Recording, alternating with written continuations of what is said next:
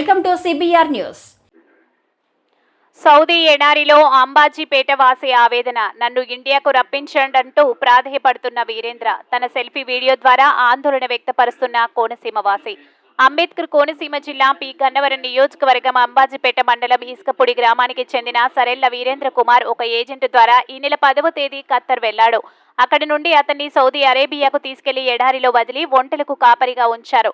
ఒక ఏజెంట్ 1,70,000 రూపాయలు తీసుకుని నన్ను ఖత్తర్ పంపించాడని వీడియోలు తెలిపాడు. వెళ్లినప్పటి నుండి అతనికి తిండి లేక నీరు లేక అలమటిస్తున్నాడని వాపోతున్నాడు. మరియు రక్తపు వాంతులతో తన ఆరోగ్యం క్షీణించిందని నన్ను ప్రభుత్వం తిరిగి స్వదేశానికి తీసుకురావాల్సిందిగా వేడుకుంటున్నాడు.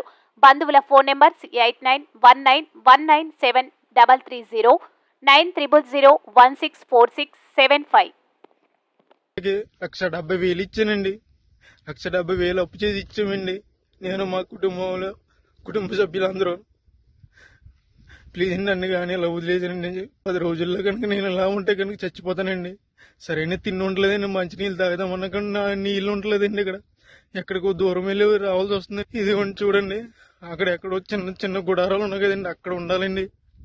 అన్ని వంటలేనండి. ఇవన్నీ వంటలేనండి. ప్లీజ్ అండి, నన్ను ఇక్కడ నుంచి కాపాడండి. కొంచెం ప్లీజ్ అండి, ఎవరొకరు సాయం చేయండి నాకు, ప్లీజ్ అండి.